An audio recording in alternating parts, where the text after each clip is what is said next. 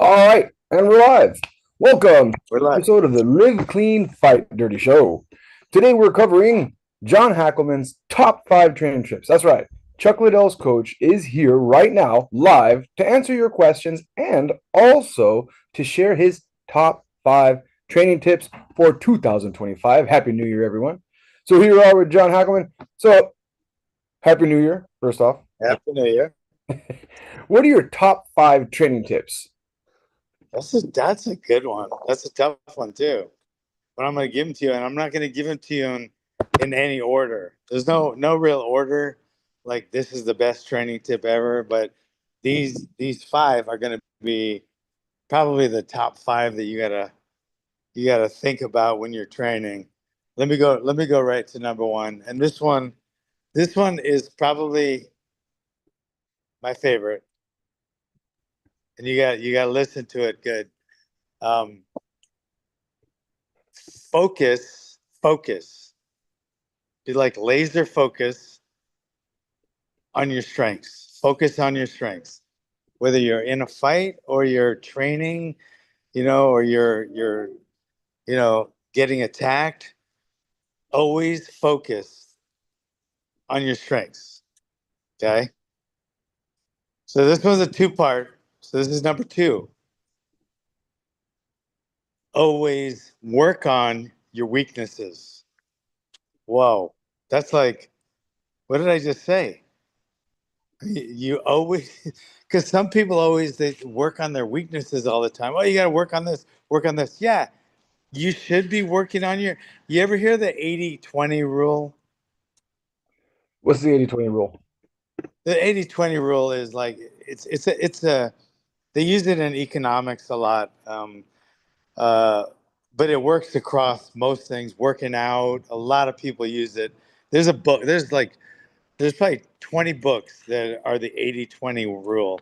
The 80-20 rule is like 80% of the people or 20% of the people will give you, if you're a martial arts instructor, will give you 80% of your income. And and let's do another martial art one. 80 80% of your students will give you 20% of your I don't know what the word is. You're proud of them, like they'll accomplish something in your eyes. You know what I mean? So I don't know. There's a lot of different rules going, but in this one, it's going to be you should be working on of 80% of your time should be going towards your strengths, and 20% should be going towards your weaknesses. Right? You know what I mean? Yeah. So basically, I'm saying you should focus on your strengths. Like if you're a grappling guy, right, and your hands suck, right, and you get jumped, don't start working on your weaknesses. Now's the time to focus on your strengths and get the hell out of that, right? If you're fighting for a UFC title's on the line. What do you think Stephen Wonderboy Thompson's going to do if he's fighting for the title? You think he's going to go out trying to grapple? No, he's going to work on his strengths. He's gotten there because of his strengths. Chuck got there because of his strengths. He didn't get there because of jujitsu. Chuck got there because of his strengths. Okay. Now, with that said, um, we had to work on weaknesses to get him there. He had to work on his weaknesses, and that might be like keeping his hands up more, or wrestling, right? And when you say wrestling, you got to realize it's because he didn't do it. It's not because he couldn't do it. But if you look at it, it would be considered one of his weaknesses, right? So he did work a lot on takedown defense, and he worked on some takedowns. But he was not known for his takedowns, but he did work on them. but he didn't focus on him. I mean, look when he fought Vanderlei, that was a great takedown. But he focused on that right hand, and that right hand was his bread and butter. So focus on your strengths, work on your weaknesses. There's the first two. That was a long explanation That was for like a two. that was like 1, 2, A, 3, B I tips. know, I know. But Because let me tell you, what's the I've been doing this so long I still call them as that also as two. I'll count it as two. What's your third okay, one? count that as two. Okay. So here we go. Here's the first two. Focus on your strengths, work on your weaknesses. All that stuff in between was just an old guy talking. But okay. Here's number three. Whoa, it's not that funny. Oh, hold on. Here's Yeah, number three. These are these are like gems that are hard to come by. I mean, these are good pieces of advice, guys. You guys are getting some good knowledge here. for I free. wish I had me. I wish I had me when I was coming up. But anyway, number three. Let's go to number three. Number three is it's this one's a hard one. People don't want to. It's hard because people don't want to admit to this, and I'm fine. Overtraining is worse than undertraining. Okay, and people don't want to admit that because some people like I'm going to give you an example. Glover. Glover was a fanatic when it came to working out, and um, and you had to pull him back because he would tend to overtrain. Even worse than Glover is Court McGee. I mean, you see Court McGee's, last few fights haven't been as exciting. His last one was, but his last few is because he overtrains. He overtrains all the time. He overtrains all the time, and that's I mean it's a deterrent to a good performance. It gets you sick quicker. You get injured more. There's so many bad things about overtraining. Where undertraining, it's mainly your conditioning isn't quite up there yet. So it's not good to do either.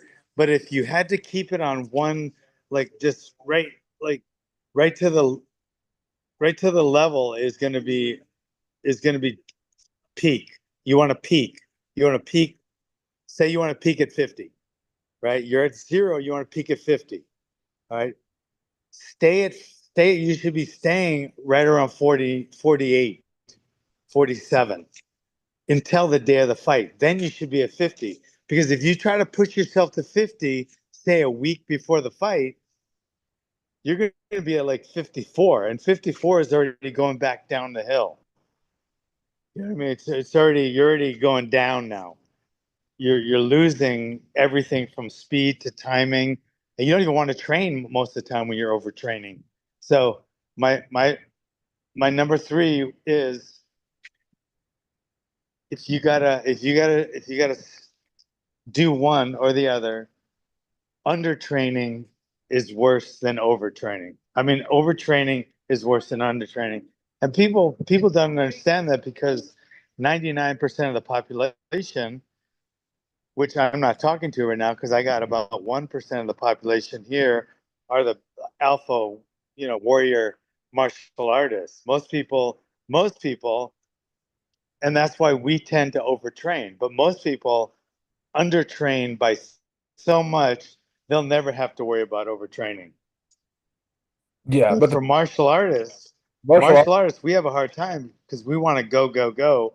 We want to push, push, push. there's a lot going on, right? You have martial arts, and then you have your conditioning, and then if you're a lot of the people here that are watching right now, I'm looking at the names here. Weston Simonis being one of them. Thanks for joining us, Weston. They're also coaches, right? So they're sitting there, they're Yeah, coaching, they're training themselves. A lot of these guys sometimes are fighting themselves as well as training at the same time. yeah, yeah. So it's a and martial artists are a special breed. And we tend to do tend to John, your hands. You covered up your speaker, your microphone.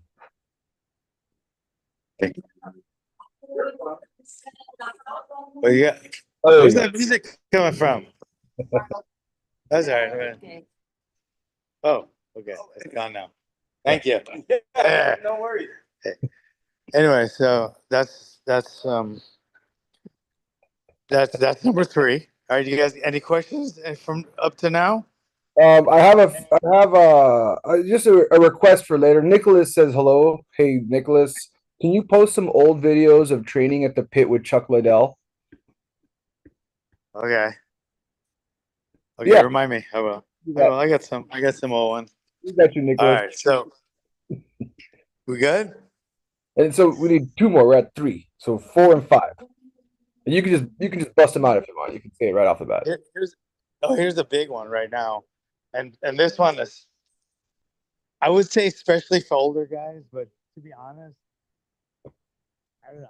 I pulled muscles really bad when I was younger, and I know Chuck has that pulling muscles. I think, John, if you can hear me right now, your your mic. I think you're covering it with your hand on your phone, like while you hold your phone. I think your mic might be a Yeah. little. So when if you Okay. hold it, Can you hear me better now? yeah, I can hear you now. Okay. So You said pulled muscles. yeah, pull muscles is such a big thing, and it's so easy to not happen, or to try to mitigate, and that's warming up. And so many people just want to jump in to work out. They just either they want to go running. Next thing you know, they're feeling good for a couple of minutes later, and they start sprinting. Now you pull your fucking hamstring, you're out. Guys that want to train, they get in there and they just start pounding on the bag. Next thing you know, they got a fucking rotator cuff torn or something like that. You know, and so my rule of thumb is warm up for at least a minimum of 15 minutes for everyone. My adult class, my kids class, me, um, my fight team. It's always a minimum of 15 minutes. My fight team is usually a little more, 20 minutes or so, but I do a serious warm up before every workout, and one way around that, because people don't have excess time. So one of the things that I bring into my warm ups is make it a skill, or make it part of a conditioning or something, like walking. Walking real fast is a great warm up, and it's also giving you some cardio. Or shadow boxing, say, shadow boxing. Now you're working on your skills while you're warming up. Even hitting the bag, if you just hit it real light for a while, you're warming up, and you're working on your skill, and you're working on some power. So if you can get creative, and your warm up can be part of your workout, so you don't feel like you wasted 15 minutes when of just warming up. Add something to it. Add a little strength work. Add a little bit of cardio. Don't sprint. Don't try to pound the bag hard. Don't try to lift heavy, but grab two dumbbells, like two 20-pound dumbbells, and just start moving them around and stuff, and warm up that way. But warm up for at least 15 minutes before you work out. So an active So warm up. that's You're moving around, active. an active Yeah. doing something, but at low intensity to get your body ready for some high intensity training. Yeah. Okay. Yeah. Yeah. Yeah. Number What are five. we on? Last one. Number five. Last one. Okay. Here it is right here. Work, work on, I said work on your weaknesses, focus on your strengths and stuff like that. But during your workout, visualize the results of everything you do. Visualize the result of everything you do while you're doing. Don't just when I'm doing, let's say curls, basic dumbbell curls. I'm not thinking I'm not thinking of hold on, this guy's going by again. You're like a traveling music box. I love it. Hey, music is everything. See you later, brother. God bless. Okay. He has like a fucking, I don't know, he has a speaker on his, he's carrying a speaker and just walking around with music. There you go. Anyway, he seemed like a friendly guy. So okay, so visualizing everything. When I'm doing curls, you know, if you're doing curls to have bigger biceps, visualize your biceps getting bigger.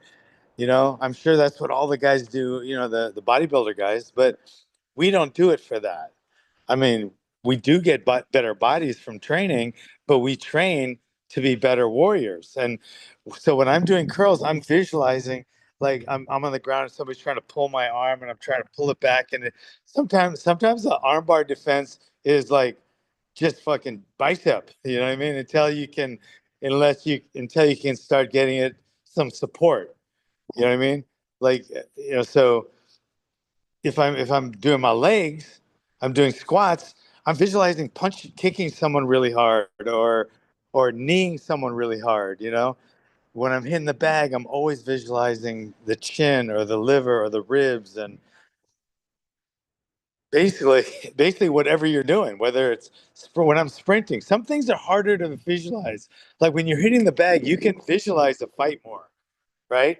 When you can visualize the fight. But when you're doing curls, you got to really think hard to visualize your arm, right? Somebody's getting your arm and you're getting it back, right? Or if you're sprinting, right, on an airdyne bike, you could visualize the fight. Somebody's got you up against the wall and the fight is just all out, balls out, and you got to get your conditioning up because the one with the most conditioning is gonna end up winning sometimes in a fight. So visualize every move you make, why you're making it. So quick recap. Why are you doing it? So How we quick, go? There's five. There's five. so quick recap. Number one. What was number one again? Either way, Focus. focus. Focus, grasshopper. Focus Yeah, on your strengths. I already Then messed number up. okay. I lost my focus. So number one was focus, right? Yeah. Number two, Work on work on your strengths. work on your strengths, and then number three was We're going to you know work we're going to rely overtraining. Went to overtraining. overtraining, and number four. Number four. What is number four? I don't know which shank. I'm walking down the street right now. Either way, if you're watching this live and you just joined in, we just went over the 5 top tips that UFC coach John Hackleman has for anyone who wants to get into MMA. And we're about to wrap up, but we do have one question here, John, coming from Mitter99. Are workouts like CrossFit or MMA good for heart health? I'm gonna start MMA training next month. Any yeah. It's probably the best. It's probably the best heart workouts you'll ever have because what other there's nothing that there's nothing there are things that do tax your heart a lot, but nothing taxes it more than fighting. I mean nothing taxes your heart, more than fighting does. And part of the reason is because the stakes are so much higher than anything else. Like you're if you're training to run, yeah, you're training your heart, you're training all that. But if you don't, but if it's just a run, then your stakes are you're not going to win the race, right? But if you're training to fight and you don't win, the stakes are you're going to get killed maybe or severely injured. So there's nothing with higher stakes than martial arts. None of the training, because we're training for life or death. So it's your heart health is means everything to us. So we take it very seriously. So there you go. Okay. That's good. Bang. So, Mitter, there's your answer. The answer is yes. CrossFit is Yeah. great. Wes, I should have just said yes. I should have just said yes. Weston says, Wow. Weston says, I have been one of those. I have been one of those who's done the overtraining. It can for sure make you sick if your diet sucks. You'll get sick if you overtrain and your diet is shit. Yep. Yep. Yep. That's more of a comment, not a question. All right. Well, we want to thank you for joining us for a Live Clean and Fight Dirty impromptu live that we put together right now. Next week, we will be back in the studio, so we'll be a little more able to answer, Organized. more organized as well. But we do appreciate you joining us. Last drop, if anybody does want to join us for our seminar that we're having coming up next week on the January 10th, I believe, is right around the Yeah. corner. 10th through the 12th. 10th to the 12th. So there is still, I think, 4 spots available, and there's limited seating, and we're opening this up to anyone who would like to come. Originally, it was exclusively only for Kajikembo people, but we're now opening it up to the general public too. So if you're interested in joining John Hackleman at his pit compound in Arroyo Grande, send us a message here, and we'll contact you through the comments. Or if you know our contact information, you can send me an email or a And message. you get certified. You get certified, Certified. whether it means something to you or not. If it doesn't, then don't get certified. But if that certification you think it means anything to you, hanging on your wall, then this is the way to get it. Yeah. So there it is. Hit us up. And you can sign up for that at www.thepit.tv. All right.